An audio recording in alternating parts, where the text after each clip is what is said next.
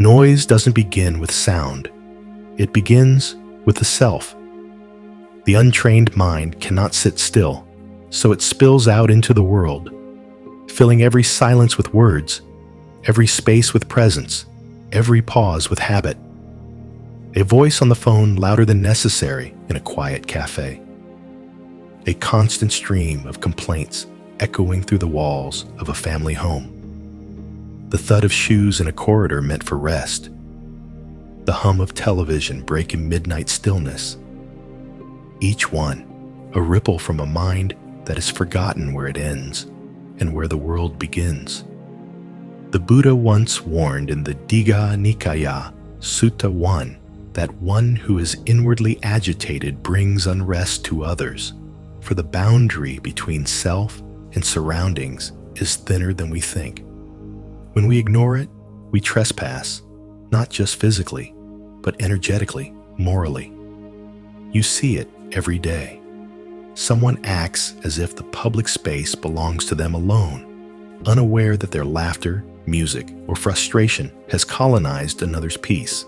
And yet, perhaps the deeper disturbance is not the sound itself, but the lack of awareness behind it, a kind of spiritual amnesia that forgets we share this space, this life. The Heart Sutra reminds us, form is emptiness, and emptiness is form. What is yours is never truly yours.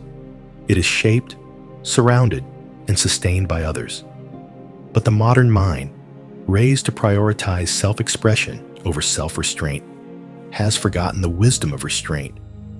To say what you feel, to release your discomforts, may feel honest, but honesty without compassion is only aggression in disguise.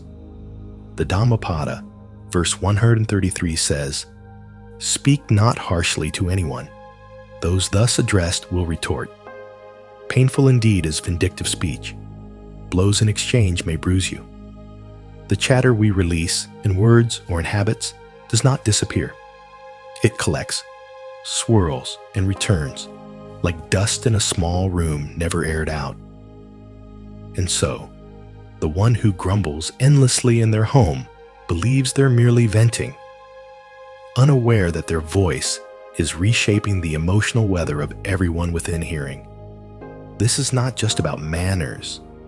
This is about karma, the subtle formation of worlds through repeated acts of unconsciousness. It is said in the teachings, the most precious gift we can offer others is our presence. When mindfulness embraces those we love, they will bloom like flowers. But how many times has your presence instead made others wilt? Not because you wish them harm, but because you simply forgot they were there. The Lotus Sutra teaches, even a single kind act or a single restraint in thought can ripple across eons. So what, then, is the opposite of restraint? It is the assumption that what we feel has more value than what others may suffer because of it. It is the unspoken violence of unfiltered habits. And it hides in plain sight. In someone who plays music on speakerphone while walking down the street. In the parent who scolds loudly while neighbors try to sleep. In the chronic talker who fills every silence without sensing the weariness around them. Each of these is a symptom of a deeper disconnection, a forgetting that your experience is not the center of all things. In the Anguttara Nikaya, Book of the Fours, Sutta 256, the Buddha says, "When one knows what is suitable to oneself, one knows what is suitable to others." This is the secret most forget. Self-awareness is not a private virtue. It is the foundation of public peace. Without it, we live like travelers who trample sacred ground, never noticing the quiet temples in each other's hearts. But when mindfulness awakens, when you begin to notice how your presence lands on others, how your words echo beyond your lips, then you begin to shift from disturbance to harmony. It is not a grand achievement.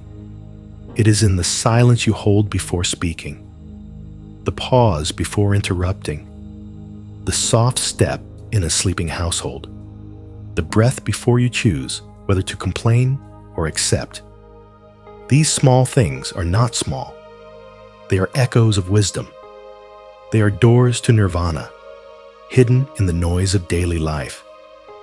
And in these small silences, in this subtle courtesy, something profound begins to grow.